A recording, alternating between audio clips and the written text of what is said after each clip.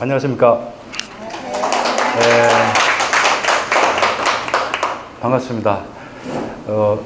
저의 고향이고, 제가 또 그 대학과 고등학교를 마친 또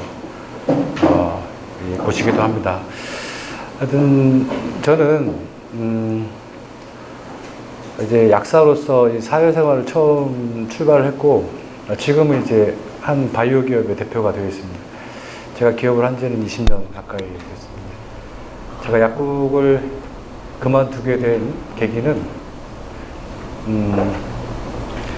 저의 교수님, 제가 아는 교수님이 약국을 그만두고 교수가 된 이유와 제가 약국을 그만두고 이렇게 바이오 기업을 차린 이유가 거의 똑같습니다. 교수님은 제가 최근에 만난 교수님의 사연을 듣고 저도 굉장히 격한 공감을 하면서 그날 아주 소주를 1년 마실 소주를 다 마셨는데 그게 뭐였냐면 그분이 3년간 약국을 하면서 굉장히 많은 돈을 엄청나게 이렇게 벌었는데 서울에다 땅도 사고 집도 사고 어마어마하게 벌었는데 이제 그러니까 돈을 많이 번 그 결과로서 나타나는 것은 그 환자들의 부작용이 너무나 심해졌다는 거예요.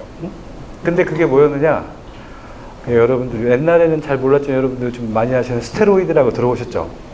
이 스테로이드라는 약이 만병통치약이었습니다. 그러니까 지금 막 가렵고 붓고 아프고 이런데 그 스테로이드 하나만 딱 먹으면 그 가려움증이 사라지고 붓기가 사라지고 통증이 사라지고 그랬어요.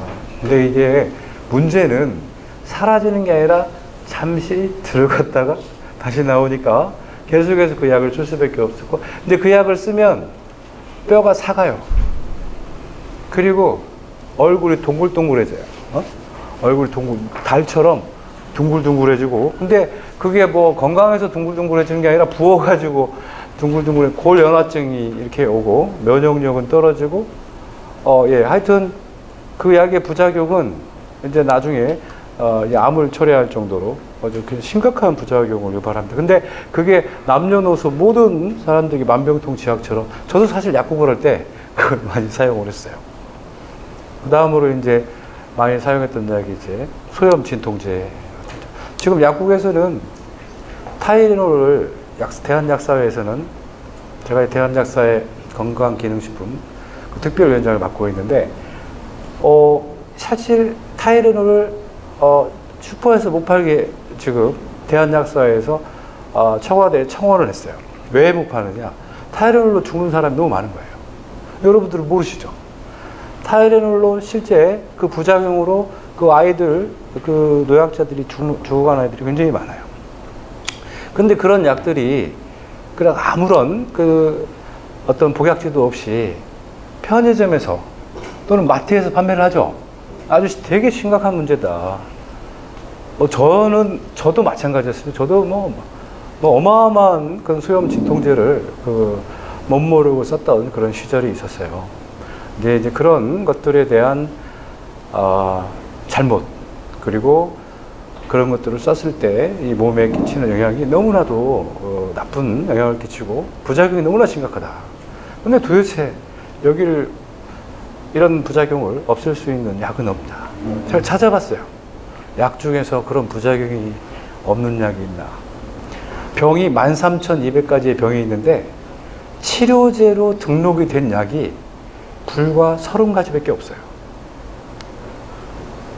30가지 등록된 병이 13,200가지가 있는데 치료제로 치료할 수 있는 그 병이 30가지 병밖에 없다. 그럼 나머지 병은 도대체 뭐냐? 나머지 병은 뭐겠어? 나머지 병은 치료할 수가 없답니다. 근데 그 30가지 병 중에서도 그 90% 이상의 병이 다 기생충 질환이에요. 그러니까 쉽게 말하면 기생충 질환 이외에는 치료약이 없습니다. 여러분, 고혈압, 당뇨, 관절염, 아토피, 루푸스, 류마티즘, 암 다 합쳐서 13,200가지의 병이 있는데 그 중에 치료할 수 있는 약은 회충질환, 편충질환, 디스토마 이런 거, 질 트리코모나스 이런 질환들밖에 없다는 거예요. 그럼 나머지 병들에 대해서는 치료약이 없다 합니다. 근데 저는 사실 몰랐어요. 제가 약사지만 그런 걸 잘 몰랐어요. 그럼 지금도 약사 의사들도 모르는 분들이 제가 보기에는 우리가 생각하는 것보다 훨씬 많을 거예요. 왜냐하면 자기 영역에서만 전문가지 조금만 벗어나면 몰라요. 응? 근데 여러분들은 지금 내가 초약을 먹으면 낫는다고 생각하는 분들이 대부분이잖아요. 근데 그렇지 않다. 낫는 게 아니에요. 오히려 잘 생각해 보면, 제가 비유가 100% 정확하지는 않겠지만, 야구 선수들이 그 투수가 공을 한번 던지고 나면 5일을 쉬어요. 프로야구 선수들. 공을 던지고 나서 이 오른쪽 어깨, 이 오른손으로 던지는 사람은 오른쪽 어깨가 붓습니다. 여기 인대들이 다 손상되니까. 부으면 옛날에는 아이싱을 했어요. 딱 던지고 나면 이렇게 어깨에 뽕 이렇게 들어간 거 봤죠? 그게 얼음 주머니예요. 그래서 얼음 주머니를 넣으면 붓기가 촥 하고 내려가요. 통증도 싹 사라지는 것 같고. 근데 그 얼음 주머니를 요즘에는 하지 않습니다. 왜? 얼음 주머니를 했더니 선수 수명이 5년 이상 짧아지는 거예요. 왜 얼음 주머니는 짧아질까요? 차가우니까? 차가우니까? 네, 이건 뭐냐면, 지금 선수가 공을 던져가지고 어깨가 손상됐잖아요. 그래서 이게 붓는 것은 그 손상된 부위가 회복되는 과정이에요. 그죠? 이 붓는 동안 던지지 말라는 거예요. 쉬라는 거야. 근데 이걸 증상을 확 가라앉히고 약을 먹는 게, 약이랑 똑같은 거예요. 아이싱을 하면 혈관이 막히면서 그 면역 반응, 재생 반응이 멈춰지는 거예요. 그러니까 그대로 손상된 근육과 손상된 인대는 회복되지 못하고 그대로 있죠. 그렇지만 몸만 없어진 거예요. 통증하고 붓기만 사라진 것처럼 보이는 거예요. 그러니까 자기가 나은 줄 알고 또 던지는 거예요. 또 던지니까, 그러면 안 아프니까 던져줘. 그러면 또 부어. 그러면 또 아이싱을 해. 이렇게 해서 원래 20년을 던져야 될 그 선수가 10년, 15년밖에 못 던지는 거예요. 우리도 마찬가지예요. 여러분들이 지금까지 먹는 약들은 그 아이싱하고 똑같아요. 그 증상만 마스킹 해주는 거예요. 증상만 일시적으로 가라앉히는 거지, 염증은 더 키우고 세포의 수명은 더 짧아진다. 어떤 약들이 그러냐? 다 그렇다. 기생충약 빼놓고는 다 그렇다. 그러면 약을 멀리 해야 오래 삽니다. 약을 되도록 멀리 해야 돼요. 약하고 병원을 멀리 그리고 이 산을 가깝게 해야 돼요. 산에 마구 타고. 예. 이런 걸 우리가 사실 그냥 일반적으로 생활 습관을 바꿔라, 자연을 가까이 하라 이런 게 아니고, 실제 그 약의 부작용이 명확하게 드러나고 있어요. 그래서 여러분들이 그럼 약을 안 먹고 병원에 안 가면 병에 쉽게 걸리는 거 아니냐, 이런 걱정을 하시는 분들이 있는데, 그게 아니라는 증거가 굉장히 많아요. 우리나라에 100살 먹은 노인이 몇 명이나 될까요? 100살 넘은. 작년 현재 몇 명이나 될까요? 10명? 정확하게 4,000명입니다. 그런데 이 중에 남자는 600명밖에 안 돼요. 여자가 86%, 남자는 14%밖에 안 됩니다. 이 중에 대도시에 사는 사람은 단 5%도 안 돼요. 그럼 나머지는 다 어디에 살아? 다 시골도 아주 시골. 아주 시골에, 공장 하나도 없는 시골에 살아요. 병원 하나도 없는 시골에 살아요. 이분들의 공통점은 그거예요. 병원에 잘 안 간다. 그리고 약을 거의 안 먹는다. 그리고 소식한다. 공통점이에요. 소식한다. 그리고 굉장히 낙천적이다. 소식, 낙천적인 거, 그 다음에 건강, 뭐 건강에 그렇게 신경을 안 쓰는 거예요. 막 우리처럼. 이게 제가 이제 상담을 하면서 봤을 때 가장 안쓰러운 분들이 건강 염려증인 분들이 있어요. 아, 나는 암에 안 걸렸을까? 나 조금만 아파도 나 어디 병에 걸리지 않았을까? 이런 걱정을 안고 사는 사람들, 이런 분들의 대부분은 몸이 굉장히 안 좋아져 있는 분들이 많아요. 그런 분들은 암에 걸릴 확률도 굉장히 높더라. 근데 시골에 사시는 분들은 그렇게 100살 먹은 노인분들의 공통점은 그렇다. 그러니까 이 도시에서 약과 검진 서비스를 충실하게 받은 분일수록 오래 못 삽니다. 아까 제가 말씀드렸지만 약은 세포의 수명을 감소시킨다. 그리고 분명한 사실입니다. 그 다음 두 번째, 검진을 하게 되면 오래 못 살아요. 왜 그러냐면 이게 과학적인 데이터가 있는 거예요. 검진을 하게 되면 병을 다 미리미리 조기 발견하기 때문에 오래 산다라고 생각하지만, 그게 사실은 이 조기 발견을 해서 모르는 게 약이다라는 말도 있지만, 이 조기 발견을 해가지고 거기에 무모하게 약이 투입되는 거예요. 아까 말씀드렸지만 조기 발견이라는 것은 의사들의 특권이고 병원에서 가장 잘할 수 있는 서비스인데, 그 서비스가 뭘로 이제 그 대체가 돼야 되냐면 식품으로 대체가 돼야 되는데, 처방이 돼야 되는데 약으로 처방이 되다 보니까, 히포크라테스가 그랬잖아요. 의학의 아버지라 불리는 히포크라테스가 음식으로 치유하지 못하는 건 약으로 치유가 안 된다는 말을 했어요. 굉장히 중요한 부분이에요. 약은 일시적으로 쓰는 거고 식품은 장기간 관리를 하는 거예요. 그런데 병원에서는 다 뭘로 케어를 합니까?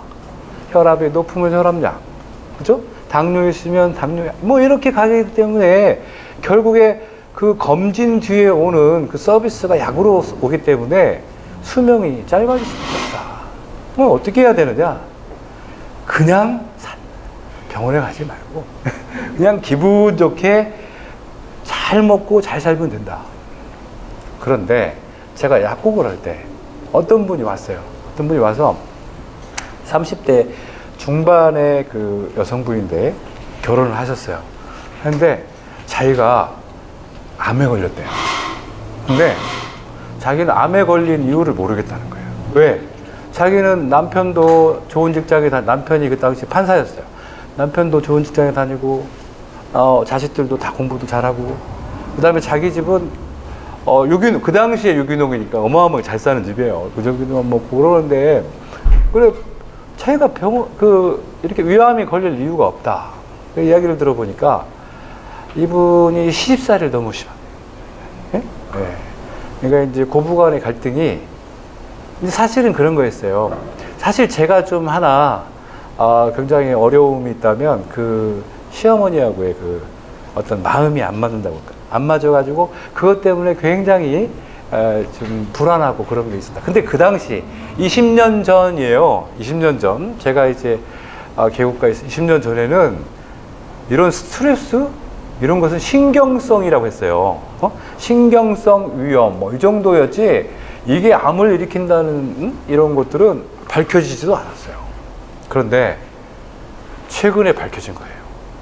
우리가 인간 관계에서 오는 갈등이 암을 일으키는 가장 강력한 원인이다라는 게 밝혀지고 있어요. 그러니까 고부간의 갈등만큼 심한 갈등이 어디 있어요? 왜? 그건 완전히 위계잖아요. 말을 들을 수밖에 없잖아요. 그렇기 때문에 이 지금 병이라고 하는 이런 부분에서 보면 음식만으로 또 운동만으로 되지가 않는다는 거예요. 그렇죠? 좋은 음식, 좋은 식품을 먹어도 우리가 암에 걸릴 수 있어요. 그 갈등이 그 스트레스가 수치가 넘어가면 암에 걸릴 수가 있다. 그래서 제 1강은 이제 질병이 왜 발생이 되는가, 우리가 왜 병에 걸리는가예요. 지금까지 여러분들은 병에 왜 걸립니까? 라고 물어보면 다 뭐라고 그러냐, 대부분 분들이 바이러스입니다. 그렇죠? 대부분 그래요. 바이러스, 세균 뭐 이렇게 얘기하는데 한번 보겠습니다. 질병의 가장 중요한 원인은 스트레스입니다. 옛날에 신경성이라고 얘기했지만 지금 스트레스예요. 이 스트레스는 모든 질병의 원인이 되는 유해 산소를 유해 활성산소를 유발한다. 여러분 이게 뭡니까? 산소죠. 이 산소가 우리 몸 안에 이렇게 쭉 들어오면 이렇게 일자가 이렇게 달린 산소가 나올 때도 있어요. 이걸 일중앙 산소라고 그래요. 근데 이것은 스트레스를 엄청나게 받을 때 요게 요걸로 바뀝니다. 그런데 요것은 사람을 살리는 거죠. 요것은 죽이는 산소예요. 이 활성산소를 우리가 싱글릿 옥시젠, 일중앙 산소라고 하는데, 이 일중앙 산소는 바로 세포를 암, 염증을 만들어 버립니다. 이게 밝혀졌어요. 여러분들이 분노하거나 또는 공포에 휩싸이거나 또는 고민, 불안, 초조 이런 감정들이 여러분들의 머릿속과 가슴속을 지배할 때 여러분들의 몸에서는 뭐가 발생됩니까? 일중앙 이 산소가 발생이 되면서 여러분들의 몸을 완전히 불바다로 만들어버려요. 그 불바다를 우리가 염증이라고 하는 거예요. 그러니까 고부간의 갈등이 있는 심한 집은 아이가 잘 안 나와요. 그 아이가 왜 안 나오냐면 남편이 정자수가 부족해서 그런 게 아니에요. 그리고 그 며느리의 난자가 배란이 되지 않아서도 아니에요. 뭐냐면은 대부분은 어쩌냐면요. 지금 요즘에 난임환자들이 많잖아요. 이게 요렇게 자궁이 이렇게 있는데 여기가 나팔관이죠. 여기서 이제 한 달에 한 번씩 이렇게 배란이 되는데 수정이 여기서 이렇게 됩니다. 그러면 이제 수정이 정자와 난자가 이렇게 수정이 돼서 여기 이쪽으로 쭉 이동을 해요. 그래갖고 여기 자궁 내막에 탁 달라붙어요. 이 달라붙을 때까지 보통 일주일 정도 걸려요. 그러면은 수정이 되고 나서 일주일 동안은 사실은 살아있는 거죠. 근데 이 당시는 우리가 불임이라는 말을 쓰질 않아요. 여기까지는 이제 임신에 성공을 했는데 여기에서 딱 달라붙어서 계속해서 이제 영양분을 받아서 세포 분열이 자꾸 일어나야 되는데 요게 여기서 탈락이 되는 거예요. 그러니까 이 수정란이 착상이 되지 못하고 이게 자꾸 탈락, 이것을 우리가 유산이라고 하죠. 이게 유산이 일어나는 거예요. 근데 이 유산이 바로 일어나기 때문에 보통 여기에 착상이 된 다음부터 보통 14일 정도 됐을 때만이 임신 테스트기로 나타납니다. 그러니까 결국에 수정은 됐어도 착상됐어도 이게 14일 안에 떨어져 버리면은 우리 임신 테스트기로는 뭘로 나타나냐면 임신이 안 된 걸로 나타나는 거예요. 근데 실질적으로 임신이 안 된 게 아니고 수정은 됐고 착상 불능 상태에 빠진 거예요. 왜 착상이 안 되느냐? 이것 때문에 불바다로 만들어. 그럼 뭐가 불바다가 되냐? 이 자궁 내막이 빨갛게 다 염증이 되는 거예요. 그러면은 붙어요, 안 붙어요? 안 붙습니다. 안 붙으니까 임신이 안 되는 거예요. 그래서 이제 소박을 맞아요. 에? 저거 못난 여자가 들어와서 우리 우리 대가 끊긴다고 소방을 맞습니다. 소방을 맞아서 다른 며느리를 맞아요. 근데 그 며느리도 그렇게 조치를 못해요. 그런데 이 며느리가 다른 데 가고 시집 가고 아이를 쑥쑥 잘 낳는 거예요. 응? 그러니까 이게 우리가 이 스트레스에서 오는 이렇게 되게 중요하고 이 기전이 밝혀진 거예요. 응? 예, 요게 그래서 요것을 우리 몸에서 없애는 거, 스트레스를 없앨 수는 없죠. 어떻게 없앱니까? 그 뭐 집을 나가든지 예? 예, 해야 되는데 그건 불가능하죠. 스트레스를 없어. 제가 아는 분은 그 목사님하고 갈등이 엄청 심했던 분이 있어요. 근데 이분이 원래 그 전임 목사분하고는 엄청 사이가 좋았는데 목회 활동을 열심히 하고, 근데 이제 지금 후임으로 오신 분하고 사이가 계속 안 좋아가지고 한 달 동안 잠을 못 잤어요. 한 달 동안 잠을 못 자고 못 피는 담배를 피고 담배 피고 계속 컴퓨터에 앉아가지고 게임을 하고 한 달 후에 이분이 폐암에 걸렸어요. 실제 사실이에요. 그 폐암에 걸린 이유가 뭐냐? 이 담배 때문이냐? 물론 담배도 영향을 끼치지만 담배 수십 년을 피워도 폐암에 안 걸린 사람들 많잖아요. 그것들이 아니라 스트레스예요. 이 사람이 원망, 분노 이런 것들이 있으면서 뭐가 많이 생겼어요. 이 어마어마하게 생겨요. 이 생겨가지고 폐를 막 공격을 합니다. 한 달 만에 막 말기까지 된 거예요. 한 달 전에 정기검진 받았을 때는 아무 이상이 없는, 이게 암이라는 게요, 만성으로 올 수도 있고 급성으로 올 수도 있습니다, 여러분.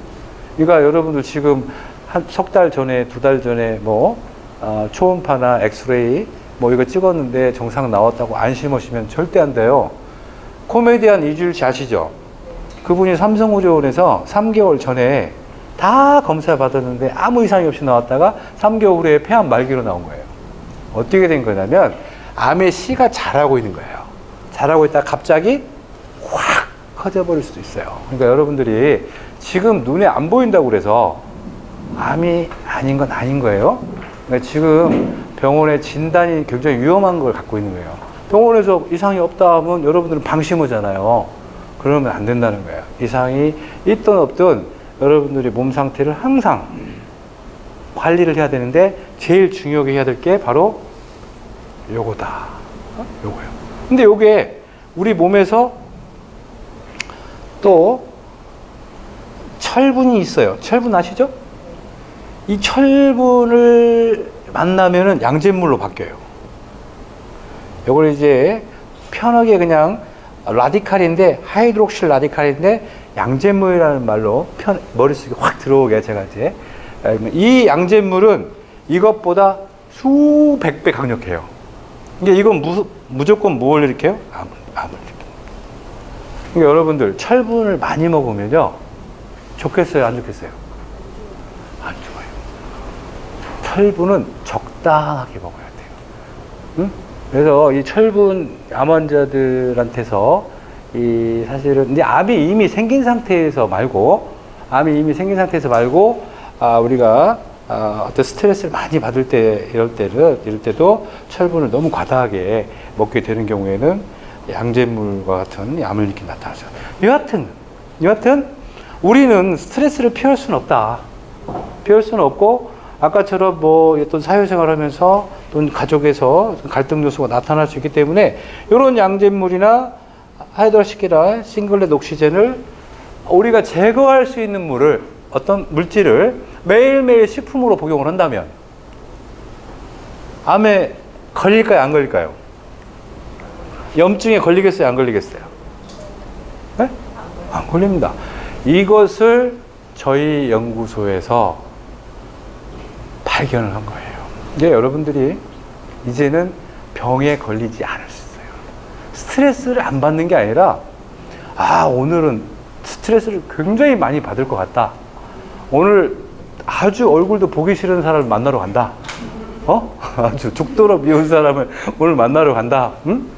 이럴 때 스트레스가 예상이 될 때는 이걸 제거할 수 있는 뭔가를 준비해서 간다면 여러분들이 미연에 이런 걸 방지할 수가 있겠죠. 피그널로 지금 난임 환자들 있잖아요. 난임 환자들이 원인이 이거랬잖아요. 그러면은 지금 난임 환자들이 만약에 이걸 없애주면은 난임이 개선되겠죠. 임신을 하겠죠. 그래서 난임 환자라기보다는 난임증이 있는 그런 여성들이 이런 활성산소 중에 이런 활성산소를 제거할 수 있는 걸 먹게 되면 3개월 정도 복용을 하잖아요. 그러면 자궁이 깨끗해지면서 임신이 가능하게 돼요. 제가 이게 한 30건 정도 성공을 했어요. 근데 성공의 확률이 100%입니다. 그러니까 저한테 왔던 분들, 저는 뭐 난임 그쪽에 전문적으로 상담을 해주는 사람은 아니지만 어쨌든 다 불임센터에서 안 됐던 분들이 와요. 근데 그건 산화의 문제, 염증의 문제가 훨씬 심각하기 때문이다. 그러니까 여러분들이 지금 앓고 있는 거 있죠? 뭐라 그럴까요? 머리가 많이 아프다. 소화가 잘 안 된다. 눈이 잘 안 보인다. 뭐 이런 거 있죠. 그 다음에 생리가 좀 안 좋다. 어쨌든 기운이 없다.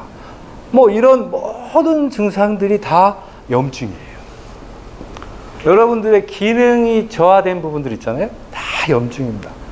그리고 아토피처럼 이런 과민 반응이 일어나는 것도 다 염증이에요. 그러면 그 염증에 관련된 것이 바로 뭐냐? 바로 활성산소예요. 근데 여러분들이 이런 활성산소에 대한 것만 딱 공부하시고 앞으로 거기에 대한 대처만 제대로 하신다면 이 질병 발생의 원인을 애초에 제거하기 때문에 여러분들이 오래오래 건강하게 사실 수가 있다. 이혼, 사망, 파탄, 고민, 불안, 초조, 분노 이런 것들이고요. 육체적으로도 그렇습니다. 일을 많이 하는 사람들은 빨리 죽어요. 그러니까 시골에서도 오래 사신 분들 보면 일을 많이 하신 분들이 없어요. 남들 이럴 때 나무 그늘 아래서 자거나 남들 이럴 때 막걸리 마시면서 옆에서 혼수 두는 사람들 있잖아요. 이런 사람들이 비교적 오래 삽니다. 물론 몸을 전혀 안 움직이는 게 아니라 적당히 움직이면서 과로우지 않는 사람들이 많아요. 그런 것은 몸을 많이 움직이면 활성산소가 많이 나오는 거예요. 어쨌든 고민이 많거나 몸을 많이 움직이긴 하면 여기에 많이 나오기 때문에 오래 살지 못한다. 그 다음에 이제 많이 먹어도 오래 못 살아요.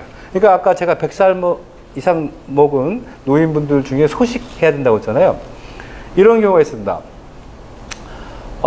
우리가 초파리 가지고 실험을 많이 하는데 초파리에게 먹이를 한 3분의 1로 주고 2분의 1로 주고 100% 다 주고 이렇게 해서 누가 어떤 초파리가 가장 오래 사나 봤어요. 어떤 초파리가 가장 오래 살겠어요?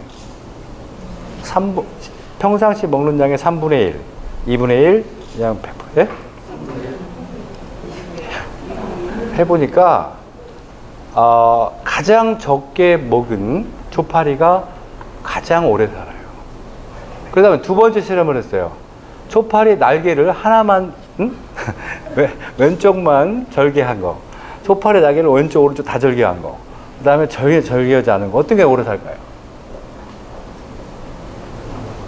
다 절개요. 네, 초파리 날개가 좌우가 하나도 없는 다 절개한 초파리들이 제일 오래 살더라고요.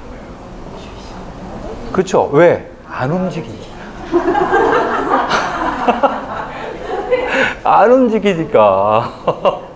그러니까 좀 덜 먹고 안 움직여야지 오래 산다는 거예요. 여기서 움직임이라는 것은 걷기를 제외한 겁니다. 뛰거나 달리거나 허둥지둥, 헐레벌떡 이런 것들에 대한 움직임이 굉장히 몸에 활성산소를 많이 만들어낸다. 그래서 우리가 생활 태도를 보면 쟤 빨리 죽겠구나 알 수 있어요. 산에 올라갈 때도 막 먼저 올라간 사람들 있죠? 이 사람들은 먼저 갑니다.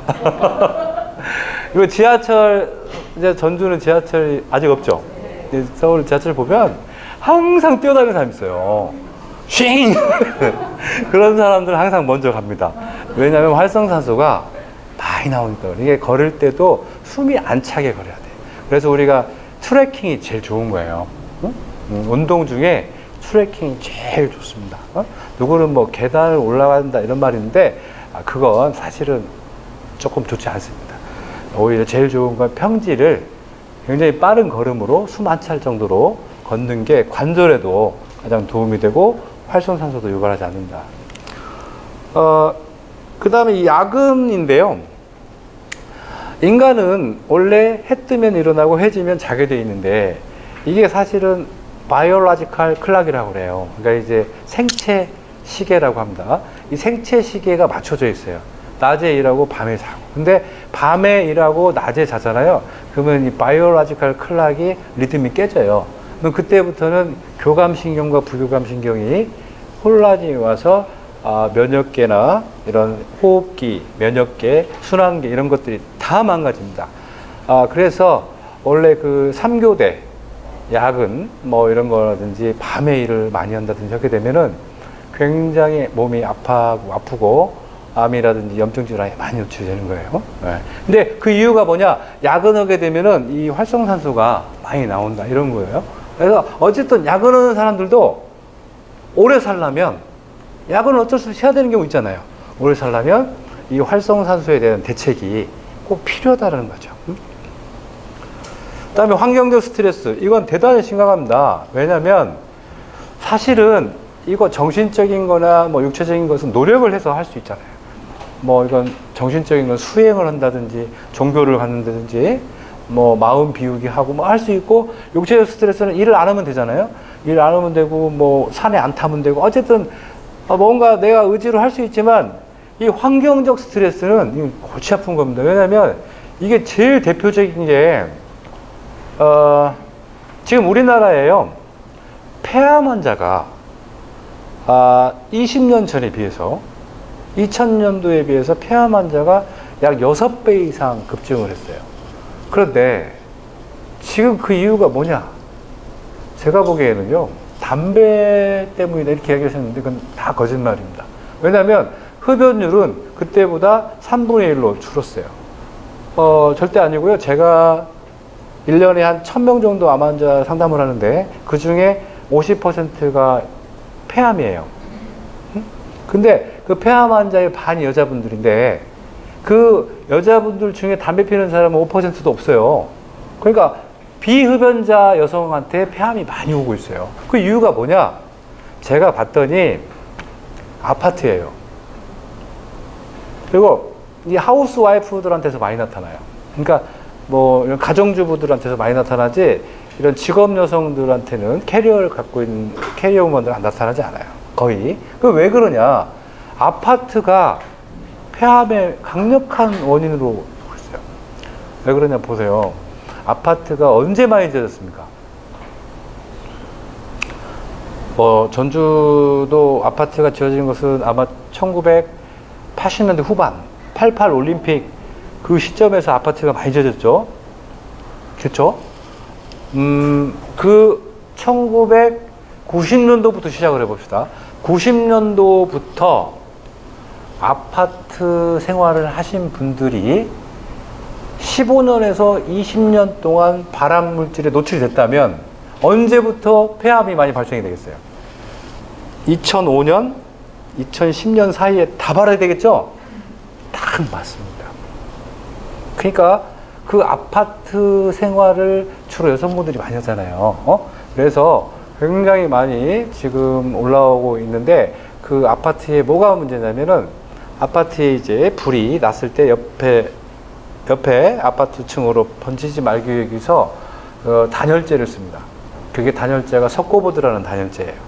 그 단열재를 쓰게 되면 불이 옆으로 전달되는 걸 막아주는데, 그 단열재에 쓰이는 원료가 요즘에 대진 침대 있죠? 라돈. 그 라돈을 어마어마하게 방출시키는 화강암으로 만듭니다. 그렇기 때문에 그게 그 아파트에 딱 석고보드로 들어가서 500년 동안 계속 나오는 거예요. 500년. 여러분들이 그 아파트를 떠나지 않는 이상 거기 계속 발암물질을 줄 수밖에 없다. 두 번째는 지금 이제 그 중국에서 날라오는 그 미세먼지인데, 그 미세먼지가 사실은 먼지가 아니고 중금속과 방사능 덩어리다. 라돈과 수은, 납, 카드뮴, 비소 같은 이런 덩어리. 그래서 피울 수가 없다. 우리가 지금 환경이라고 하는 부분들이. 그래서 이제 그게 그런 중금속이나 라돈이 우리 몸에 들어오면 무엇을 만드냐면, 얘들은 일중황산소를 만드는 게 아니라요, 중금속이나 라돈은 바로 뭘 만들어요? 양잿물을 만들어요. 제일 강력한 걸 만들어요. 그러니까 중금속 방사선은 그냥 들어오면 바로 발암물질이에요. 그러니까 미세먼지에 노출되는 순간 암이 바로 발생되는 거예요. 그러니까 여러분들이 담배 걱정하는 것보다 지금 가장 걱정을 해야 될 게 미세먼지와 아파트에서 살 거냐 아니면 말 거냐, 어떻게 대책을 해야 되는, 이게 되게 중요한 부분이 되겠어요. 사실 이게 지금 제가 이야기하고 있는 것들은 10년 뒤에 엄청난 이슈가 돼 있을 거예요. 항상 제가 10년을 좀 앞서갑니다. 근데 10년 전에 내가 커피 대란이 올 거다. 커피가 모든 위암과 유방암의 원인이다. 제가 사실은 이제 15년 전부터 제가 이렇게 얘기를 했고, 또 그 커피에 들어있는 1급 발암물질이 두 가지가 있는데, 그게 벤조필렌과 아크릴아마이드다. 사실 이 문제가 되면은 스타벅스는 문을 닫아댈지도 모른다. 그런데 이게 미국 그 연방정부에서 지금 커피를 발암물질로 규정을 했어요. 해서 모든 커피 제품에 발암 물질을 가지고 있다라는 걸 내용을 적시하라, 이렇게 그 판결이 나왔습니다. 그래서 앞으로 미국에서는 커피가 들어가 있는 제품에 다 담배와 같은 그런 표기를 해야 됩니다. 실제 대단히 중요한 거예요. 그런 커피를 여러분들은 하루에 5잔에서 많은 분들은 10잔까지 드시는데, 담배 피는 건 뭐라고 하면서 커피 먹는 거에 대해서는 굉장히 관대한 거죠. 이게 사실 모르는 거예요. 그래서 여러분들이 실제 이제 커피에 어떤 성분이 발암물질이냐면, 이 말씀 들으면 굉장히 놀라우실 텐데, 향기예요. 여러분, 향. 우리가 이 냄새도 하나의 분자인데 모든 향은 미세먼지입니다. 그러니까 이 커피의 향은 아크릴아마이드라는 냄새 분자인데, 요게 폐로 들어와서 바로 폐암을 유발할 수 있습니다. 그렇기 때문에 코를 막고 마셔도 나는 커피를 그러면 코를 막고 마셔야 된다, 이런 분들이 있더라고, 저한테. 그래서 아니, 그럼 커피 맛으로 커피를 향으로 먹지 그것을 설탕 맛으로 먹냐. 원래 커피는 써도 향이 아주 좋으니까 향을 맡으면서 먹는 거 아니에요? 근데 그걸 커피를 왜 먹습니까? 근데 유감스럽게도 커피는 코를 막고 먹어도 위암에 걸린다. 위암에 걸리는 거예요. 여러분, 커피 먹으면요, 위가 장으로 바뀌어요. 그 말씀 들어보셨어요? 위가 장으로 바뀌어요. 다 바뀌어요. 그러니까 이렇게 위가 이렇게 생겼잖아요. 예? 이게 장으로 바뀐단 말이에요. 이렇게. 근데 이걸 전문적인 용어로는 장상피 화생이라고 해요. 장상피 화생. 이게 뭐냐면, 우리 원래 인간의 위는 장에서 출발됐어요. 장세포에서. 그래서 위 세포가 스트레스에 노출되면 장으로 바뀝니다. 그럴 때 그냥 정상적인 장으로 바뀌면 상관이 없지만 비정상적인 장세포로 바뀌는 거예요. 그게 바로 암입니다. 그래서 위에 발암물질을 넣게 되면은 장으로 바뀌는데, 그 장이 비정상적인 장이기 때문에 암세포가 되더라, 이렇게 보시면 되죠. 이걸 촉진시키는 게 바로 커피다. 여러분들이 커피 한 잔씩 마실 때마다 위가 장으로 바뀐다고 이렇게 생각하시면 돼요. 그래서 소화가 안 되는 거예요. 커피를 자꾸 먹다 보면 소화가 안 되고 서서히 그렇게 되는 거예요. 서서히. 그래서 보통 한 1년 이상 꾸준히 드시는 분들은 장상피 화생이 다 있다고 보시면 돼요. 그렇게 생각합니다. 네, 그 지리산 이야기 제가 강의할 때 좀 하는데, 지리산에 지금 이제 뭐 다 알려진 사실이니까 내기마을이라는 곳이 있어요. 지리산에 기슭에 내기마을이라는 곳이 있는데, 그 내기마을에 사시는 분들이 수명이 굉장히 짧습니다. 짧고 또 그분들이 대부분 다 폐암으로 이렇게 돌아가셨어요. 그래서 돌아가시다 보니까 이제 거기 보건소에서 난리가 난 거예요. 왜냐면 거기가 60이 안 돼서 다 돌아가시고 폐암으로 돌아가시니까 사망을 하게 되니까 무슨 이유가 있는 거 아니야 해서 다 조사했어요. 뭐 먹는 물부터, 그 다음에 공기, 먹는 물, 그 다음에 뭐 폐수, 다 아무 문제가 없는 거예요. 나중에 봤더니 땅 속에서 어마어마한 라돈이 올라오는 거예요. 어? 라돈이 그 토양 방사선이라고 그래요. 라돈 방사선이 50배. 그러니까 보통 우리 토양 방사선에 50배 이상이 올라오다 보니까 잠을 자다가 다 죽어요. 응? 잠자다가 심장마비로 죽기도 하고, 뭐 폐암으로 죽기도 하고, 그게 바로 이제 수맥이라는 거예요. 우리가 이제 수맥이라고 하는 것이 우리가 뭐 물의 어떤 흐름이 아니고, 수맥은 지구 방사선이라고 이해하시면 돼요.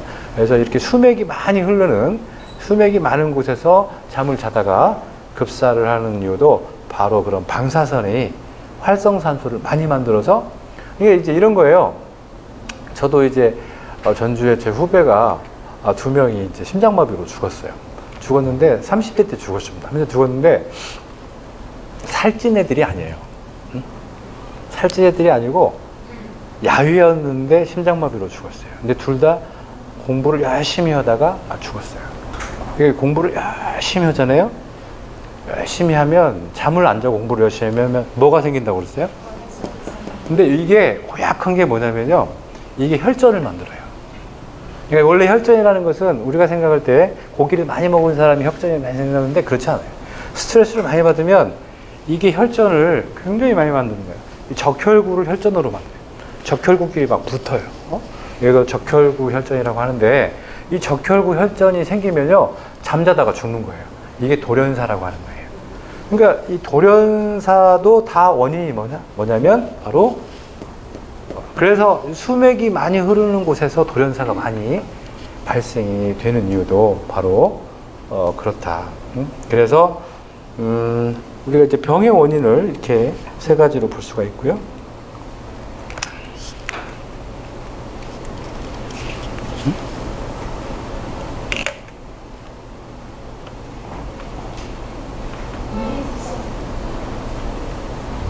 네. 그다음에 두 번째 원인이 있어요. 그 스트레스 아까 말씀드렸지만 이거는 이제 실제 독소예요. 아까는 이제 그 활성산소를 유발하는 독소지만 이건 실제 독소예요. 그래서 수, 납, 카드뮴, 비소 이것은 활성산소도 유발하지만 직접 세포를 죽이기도 해요. 그다음에 두 번째 약물, 농약, 알코올 뭐 이런 것들이죠. 간을 죽이는 거예요. 그러니까 여러분 술 먹으면요 간이 죽어요. 그리고 제가 실험을 해보니까 술을 먹으면 간만 죽는 게 아니고 다 죽어요. 그러니까 기억도 죽어요. 우리 블랙아웃이라고 하는데 뇌세포도 제가 다 세보지는 않았지만 뇌세포도 100만 개 이상씩 죽어요. 그리고 간세포도 100만 개, 위세포도 100만 개. 근데 다음날 아침에 다 살아나요. 네? 네. 그런데 살아나지 못하면, 재생이 안 되면 그때부터 병이 되는 거예요. 그러니까 우리가 전날 술을 마셨던 기억은 나는데 어떤 말을 했는지 기억이 안 나는 거 있죠? 네? 그게 기억이 안 나죠. 그게 이제 블랙아웃이, 뇌세포가 죽은 거예요. 죽었다가 갑자기 생각나는 경우 있죠? 갑자기 생각나는 거예요. 그게 뇌세포가 다시 살아난 거예요. 그러니까 원래 죽었다가 다시 살아나는데 그 죽었다가 살아나는 이게 부활을 할 때 우리 몸에 노화가 엄청나게 촉진되는 거예요. 네? 세포를 만들어야 되니까. 이제 그러니까 실제 이 그릇이 간에 굉장히 손상을 많이 입힐 수 있다. 그리고 노화도 촉진시키는 물질이죠. 이렇게 이제 볼 수 있고. 그다음에 미생물 독소. 이 미생물 독소는 우리 몸에 이제 좋은 세균과 나쁜 세균이 있는데 좀 나쁜 세균들을 의미하는데요. 사람은 원래 초식동물이기 때문에, 특히 동양인들은 초식동물이기 때문에 이 미생물 독소를 많이 만드는 그런 음식들이 따로 있어요. 서양인들은 저 독일이나 스위스, 체코, 불가리아 이런 데 있는 애들은 고기와 우유를 먹어도 그게 독소로 역할을 못해요. 왜? 그들은 이미 유전적으로 적응이 돼 있어요. 근데 우리나라 사람들은 우유를 먹은 지가 얼마 안 되죠. 그래서 이걸 소화시키고 대사를 못 시켜요. 그러니까 여러분들이 서양인 흉내를 자꾸 지금 내고 있는데, 이래서 몸에 병이 엄청나게 오는 거예요. 그러니까 지금 이 미생물 독소의 가장 큰 이유는 고기예요. 고기하고 우유.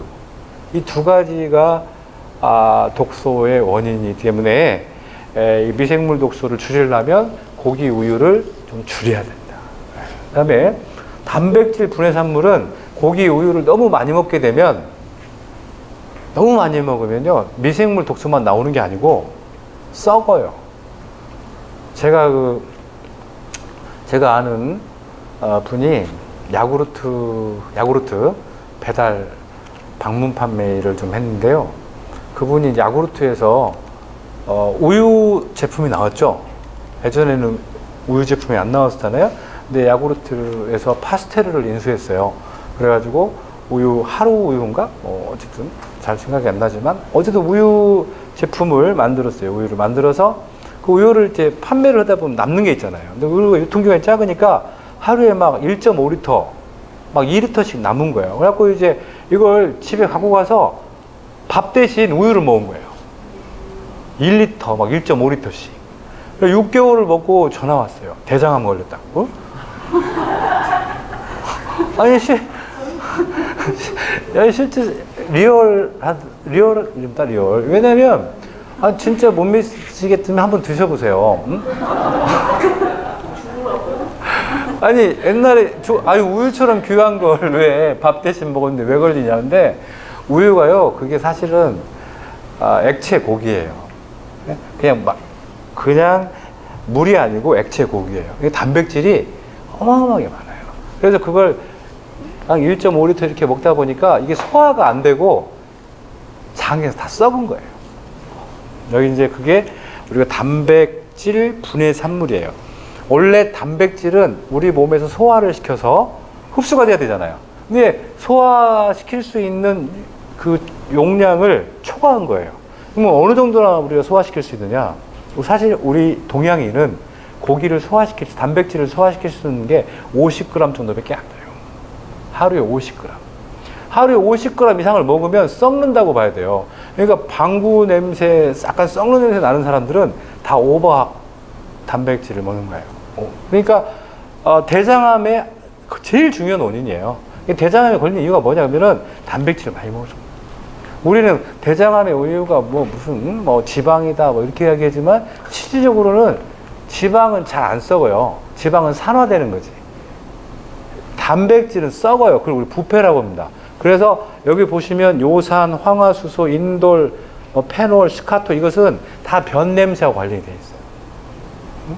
이런 것들이 다 우리 몸에 암을 유발하는, 특히 대장암을 유발하는 거다. 우리나라의 대장암 발병률이 세계 1위입니다. 우리나라는 뭐 하나 했다 하면 다 1위를 무조건 합니다. 갑상선암 세계 1위, 뭔가 이게 딱 보이면 무조건 1위를 합니다. 근데, 하여튼 대단한 능력을 갖고 있는데, 이게 왜 그러냐면, 외국에는 없는 문화가 있어요. 저는 이제 유럽을 가끔 가는데, 유럽은 6시, 까르푸가 한 6시 반에 문을 닫아요. 유럽은 그러니까 한 7시 되면, 그리고 8시까지 집에 안 가고 돌아다니는 남자들 있죠? 다 이혼 남들이에요. 다 이혼 남들이에요. 그러니까 성실한 결혼 생활을 한다는 사람들은 다 7시만 되면 다 집으로 다 들어가 있어요. 우리나라처럼 지금 12시가 다 됐는데도 동네를 어슬렁거리는 있을 수가 없는 일이에요. 근데 그쪽에는 없는 문화인데 우리나라는 매일 바비큐죠. 응? 우리는 마음만 먹으면 오늘도 저녁 때 바비큐 할 수 있잖아요. 예? 그 바비큐가 뭐예요? 두 가지 있잖아요. 응? 그게 뭐냐면 숯불 바비큐와 프라이드 치킨 있잖아요. 그러니까 이게 우리는 그게 굉장히 다른 나라에 비해서 많은데 이것이 갑자기 많아졌어요. 언제 많아졌냐면 전두환 때 통금을 없앴잖아요. 통금 없애면서 길거리에서 음식을 구워 먹는 문화가 사실은 그때부터 생긴 거예요.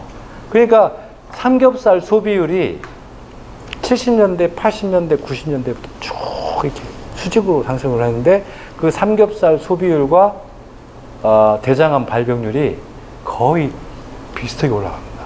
어마어마한. 그래서 우리가 매일매일 이 바비큐 파티를 이제 삼겹살과 함께 하는데 그만큼 우리 이제 대장암의 발병도 높아지기 때문에 우리도 거기에 대한 대책이 좀 필요하고 이제 그 어떤 분들 나는 삼겹살은 안 먹고 곱창을 먹는데 그것도 원인이 되냐는데 사실은 이런 분들 보면요 정말 아주 제가 아주 답답할 때가 좀 있어요. 하나부터 열까지 다 설명을 해줘야 되는데 삼겹살과 곱창의 차이는 사실 이제 지방이 적냐 맞냐의 차이인데 아까도 제가 말씀드렸지만 그 지방의 문제가 아니고 이 단백질의 문제이기 때문에 거의 비슷하게 발암 위험성이 높다 이렇게 볼 수가 있습니다. 네, 질병은 이렇게 스트레스 독소 말씀드린 이런 독소가 우리 몸 안에 이렇게 들어오게 되면 일단 우리 몸 안에서 교감신경이 확 하고 흥분이 됩니다. 이 교감신경이 흥분이 된다는 것은 전투 자세예요. fight를 합니다. 사실 이제 우리가 인간은요, 둘 중에 하나예요. 싸우거나 아니면 도망가거나. 이 둘 중에 하나입니다. 일하거나 쉬거나. 이게 fight or work. 그 다음에 도망가를 프레드라고 하는데 프레드 and rest 이거예요. 그러니까 결국에 사람은요, 낮에는 일하고 밤에는 쉬잖아요. 그러면 work and rest잖아요. 낮에는 싸우고 밤에는 이제 밤에는 도망가기 좋으니까 도망가. 근데 이런 것들이 교감신경과 부경신 아주 밀접한 관련이 있는 거예요. 이게 낮에는요 해가 딱 뜨면은 교감신경이 쫙 하고 부들. 근데 해가 떴는데도 교감신경이 흥분되지 않는 사람들을 우리가 백수라고 그래요. 그런 사람들을 루저라고 하고 사회 부적응자라고 하는데 너무 그런 경우도 병이 생기는 거예요. 그러니까 우리가 병의 형태는 너무 오버하는 경우에 병이 생기고 너무 부정하면 병이 생기는데 여하튼 간에 교감신경이 활성화되는 거하고 교감신경이 과다하게 흥분되는 건 차이가 있는 거예요. 너무 과다하게 확 올라가게 되면 너무 많이 싸워야 되고 너무 많이 이렇게 도망가야 되는 일해야 되는 너무 많이 싸워야 되고 일해야 되는 그런 어떤 과다한 상태가 되기 때문에 우리 몸에서 혈관이 되게 많이 수축이 되고 그 다음에 싸우려면은 뭐가 필요하냐면 혈액이 필요하잖아요. 그러니까 막 펌핑을 해야 돼요. 혈관이 수축되고 그 다음에 에너지가 필요하기 때문에 혈당을 만들어내요. 그러니까 여러분들이 음식을 전혀 먹지 않아도 긴장 상태가 되면 혈당이 쫙 하고 올라갑니다. 그러니까 여러분들이 막 그 시험 보기 전날 있잖아요. 전날 아니면 두려움, 공포 이런 게 있으면 혈당을 한번 재보면 원래 100이잖아요. 대부분 막 200, 300까지 올라가는 거예요. 음식하고 전혀 관계가 없어요. 그러니까 긴장되어 있는 상태에서는 혈압과 혈당이 항상 올라간다. 왜? 싸우거나 도망가야 되기 때문에 올라가는 거예요. 그 다음에 여하튼 이렇게 이제 긴장이 되면 스테로이드 호르몬이 나오면서 이거 과립구가 우리 몸에 많이 생성이 되면서 이렇게 활성산소가 많이 내뿜는데요. 이 말이 좀 어려울 수도 있는데요. 그래도 제가 좀 설명을 좀 드리면 사실 우리 몸에 염증과 암을 일으키는 것은 우리 백혈구예요. 백혈구가 우리 몸을 암으로부터 지켜준다, 염증으로 지킨다 그렇게 하셨죠? 실제 암을 일으키는 장본인은 우리 백혈구예요. 이게 최근에 와서 밝혀진 겁니다. 이 백혈구가요, 그러니까 이게 평상시에는 우리 몸을 지켜주는데 스트레스를 많이 받으면 우리 몸을 공격하는 거예요. 네? 그러니까 우리가 스트레스 상태에서도 백혈구 잘 관리를 해야 돼요. 우리가 백혈구가 종류가 3가지가 있습니다. 하나는 림프구 들어보셨나요? 림프구. 하나는 과립구. 네. 하나는 대식세포라고 있어요. 이렇게 되어 있는데 이 림프구는 이제 주로 바이러스 를 잡고요. 과립구는 세균. 대식세포는 뭐 죽은 세포를 청소해주는 뭐 이런 것들이에요. 여기 림프구 중에서 이제 이 대형 림프라고 있는데, 대형 림프구. 이 대형 림프구는 뭐 많이 들어보셨겠죠. NK 셀이라고 그래서 이건 이제 암세포를 주로 이렇게 죽이죠. 그런데 이제 우리가 스트레스를 받으면 이 세 개의 세포 중에서 이 과립구가 수치가 확 올라가요. 근데 과립구는 무엇을 한다고 그랬어요? 세균을 한다고 했죠. 근데 우리 몸에 세균은 몇 마리나 있을까요? 우리 몸에 세균이 몇 마리? 자, 퀴즈. 1번 1억 마리, 2번 10억 마리, 3번 100조, 4번 10조. 네? 세균이 몇 마리 있을까요? 네, 100조 있습니다. 그러면 우리 몸의 세포의 숫자는 10조밖에 안 돼요. 그러면 세균이 10배가 더 많죠? 세균이 우리 몸에 10배가 더 많은 상태로 우리 몸에 살고 있어요. 어디에 살고 있어요? 세균이. 이게 되게 중요한 거예요. 세균이 어디 살고 있어요? 네? 장이에요?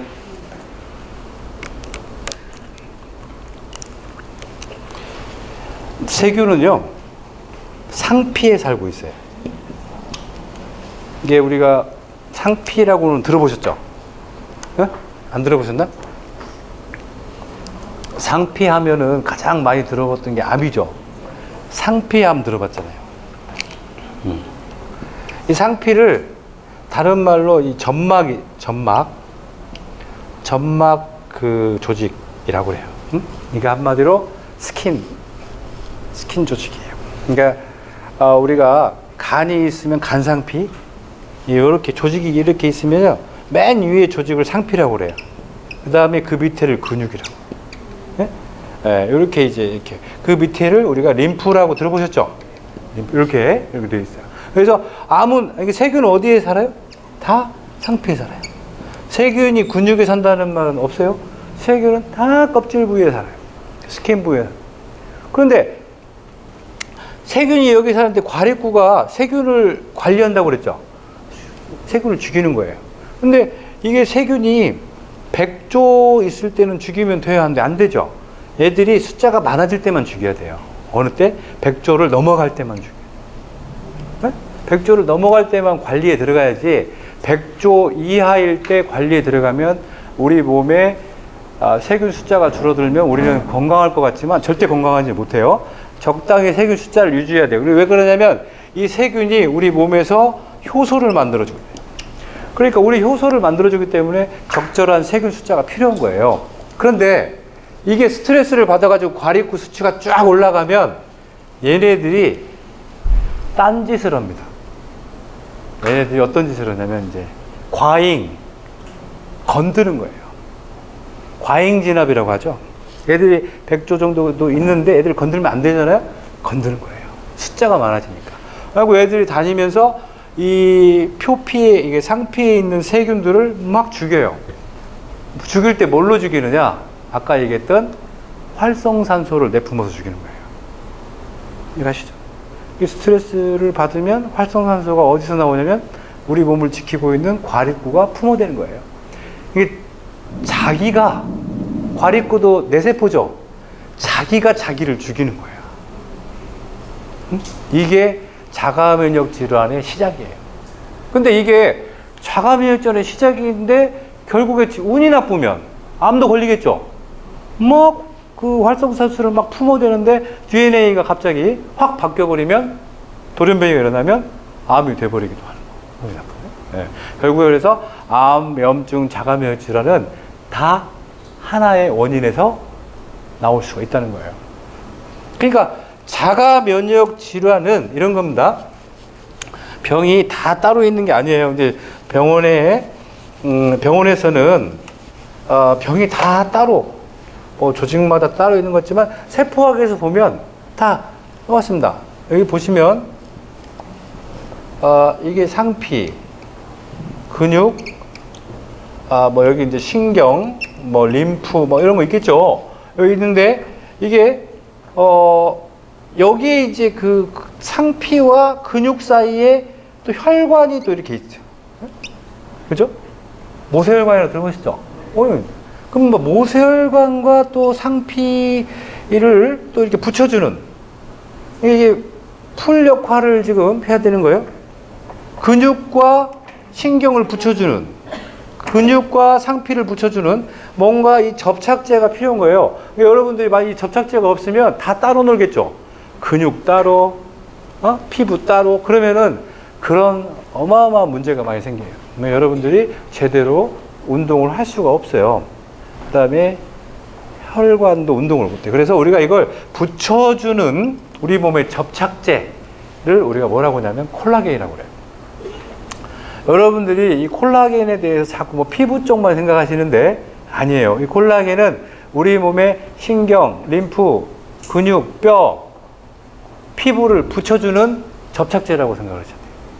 이해 가시죠? 그래서 우리 몸에 그런 접착제인 콜라겐을 단백질 중에서 무려 35%를 차지하고 있는 어마어마한 조직이에요.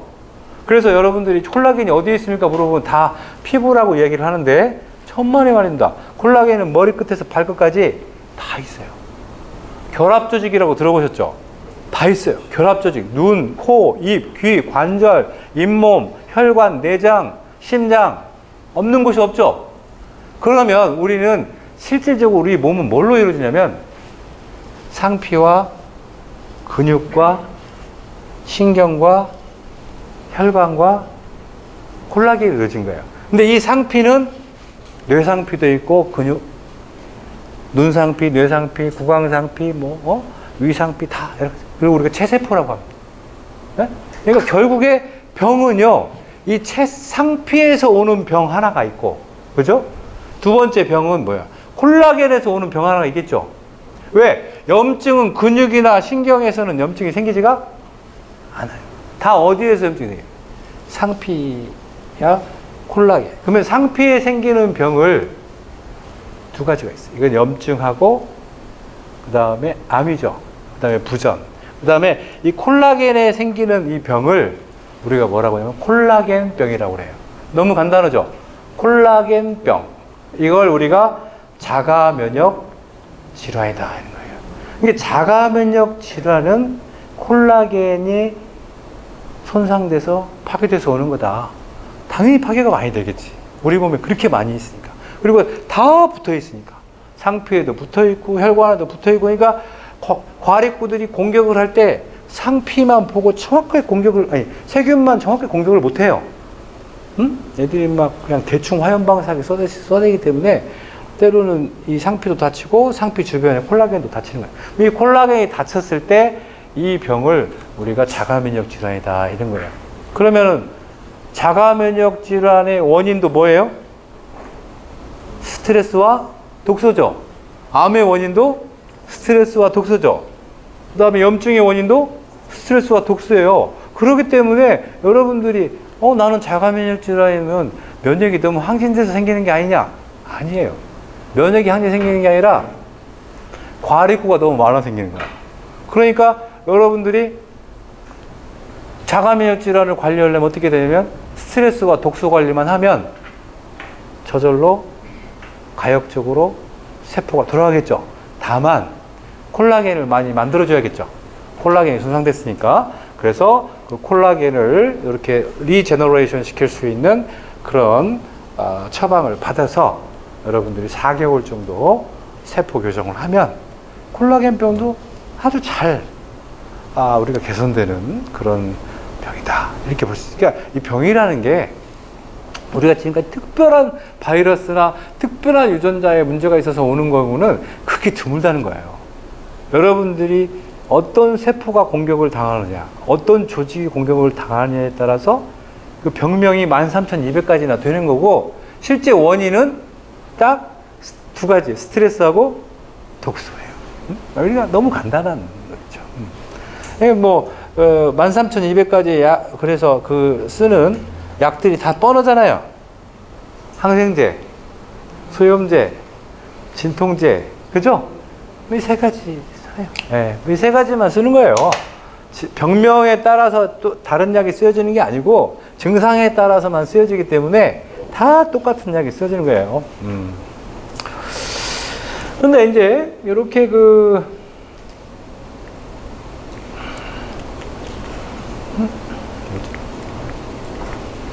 네. 이렇게 질병이 발생을 하는 거예요. 그런데 이렇게 질병이 발생을 했을 때 아까 제가 말씀드린 대식세포, 과립구, 림프구, 대형 림프구가 우리 몸에 있는 이런 이물질들을 제거를 하는 거죠.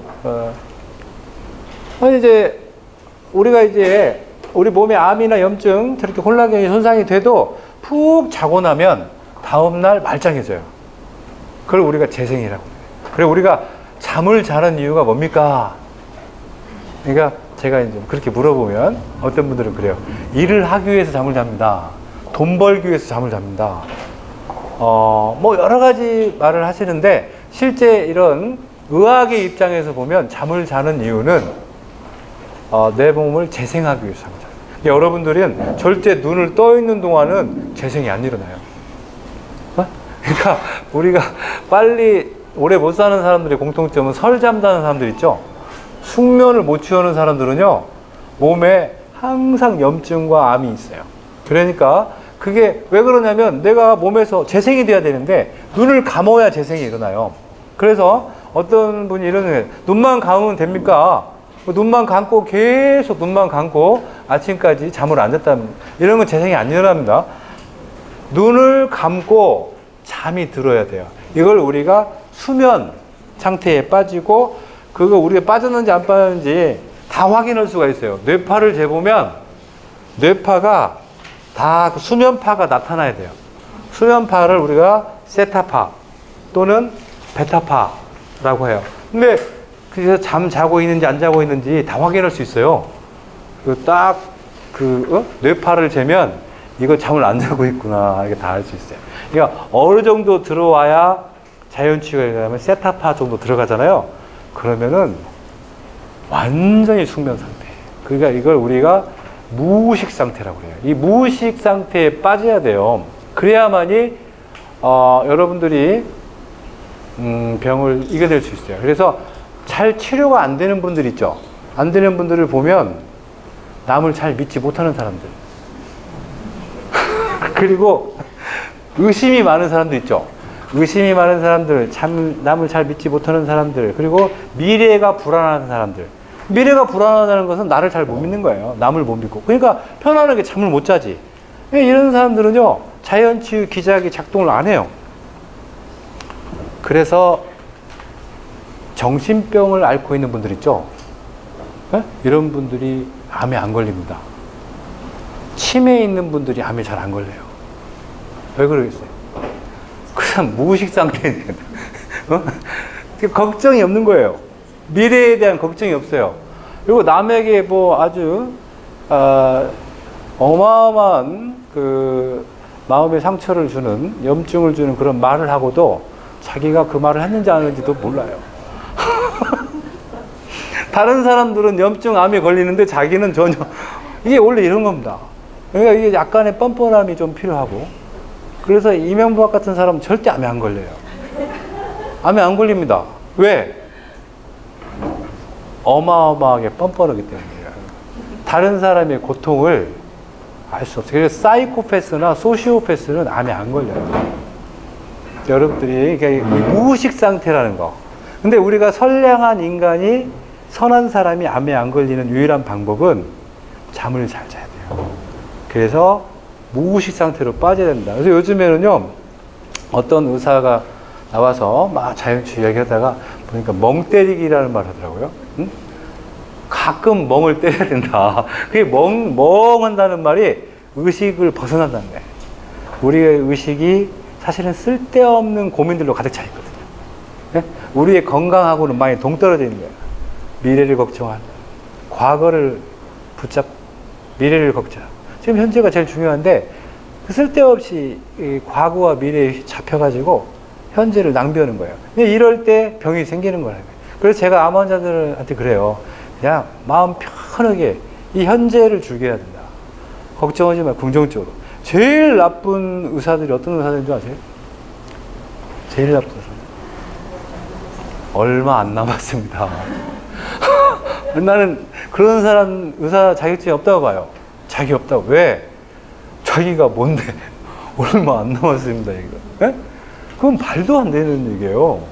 신도 그런 말을 할 수가 없는데. 근데 왜냐면 소심한 사람들은요, 원래 진짜 1년 남았는데 소심한 사람도 한 달 만에 죽기도 해요. 그 말 듣고. 실제 그렇다니까요. 그 말에 갖고 있는 장점이라는 건 하나도 없어요. 모든 사람은 다 더 불안해지는 거예요. 그래서 우리가 이 의식 상태, 무의식 상태는 사실 우리가 치유가 일어나는 것은 절대 눈을 뜬 상태에서 일어나지 않는다. 그래서 우리가 하지 말아야 될 게 철야기도 같은 거 하지 말아야 됩니다. 아니, 저는 이건 영적인 세계에서는 좋을지 모르지만 우리 백혈구의 세계에서는 가장 힘든 게 바로 그런 거예요. 마음은 편해질지 모르지만 이 백혈구는 되게 힘들어요. 어쨌든 눈을 뜨고 각성이 되어 있는 상태다 보니까 백혈구들이 활동을 전혀 안 해요. 그러니까 우리가 그 양자역학에서 보면, 양자 이론에서 보면 뭔가 의식을 한다는 것은 그 입자의 활동성을 억제하는 거예요. 그러니까 내가 뭔가 막 나와야겠다, 훌륭하게 돼야겠다, 꼭 오래 살아야겠다, 이런 의지를 넣는 순간 우리 몸의 그 양자 이론에 의해서 걔는 안 움직여요. 그러니까 절대 사랑을 하는 사람한테 사랑한다라고 2번 이상 얘기하면 안 되는 거예요. 계속 바라보면 안 돼요. 보는 것처럼 안 보는 것처럼 해야지. 계속 뚫어지게 보게 되면요, 그 사람 안 움직입니다. 응? 실제 그래요. 그걸 우리가 스토커라고 하는 거예요. 이게 사랑은 관심이지 간섭을 받아서 안 된다잖아요. 우리 몸도 똑같습니다. 백혈구, 내 몸을 사랑한다는 것은 방치해야 돼요. 응? 그 방치를 해야 되는 거예요. 근데 그걸 건강을 생각한다 하면서 독소를 집어넣는 일들이 굉장히 많은 거예요. 오히려 맑은 공기와 맑은 좋은 생각과 좋은 물, 좋은 음식들만 넣어주고 알아서 건강을 챙기게끔 해야 돼요. 왜냐하면 50억 년의 유전자가 우리 몸에 있는 거예요. 여러분들의 생각은 뭐 50에서 60 이 정도 되지만 여러분들의 유전자는 이미 50억 년이라는 그 유전자를 갖고 있기 때문에 여러분들의 생각보다 훨씬 더 강력하고 훨씬 더 생명력이 강해요. 이 과학의 힘으로도 그걸 이겨낼 수가 없어요. 이걸 해석할 수도 없어요. 그러니까 보이지 않는 힘이 굉장히 강력하고 여러분들이 인지하지 못하는 그런 강력한 힘을 갖고 있기 때문에 그것들에게 신뢰를 주고 여러분들이 우리 몸에 가장 원하는 것을 여러분들이 해줄 때 우리 몸에서는 치유가 매일매일 일어나는 거예요. 그러니까 이건 그거와 똑같아요. 저희 아버지가 오늘 하루 안 먹은 밥은 평생 못 찾아 먹는다, 이런 말을 하잖아요. 그러듯이 사실 오늘 치유에 실패하잖아요. 그러면 그 치유에 대한 실패 기록은 계속 남아 있어요. 무슨 얘기냐? 염증이 계속. 그래서 그 염증을 없애주려면 그만큼 쉬어줘야 돼요. 그러니까 내가 만약에 일주일, 한 주 동안 무리했다 그러면은 반드시 휴식 기간을 더 가져서 그걸 상쇄시켜줘야 된다. 안 그러면 계속 쌓일 수밖에 없다는 거죠.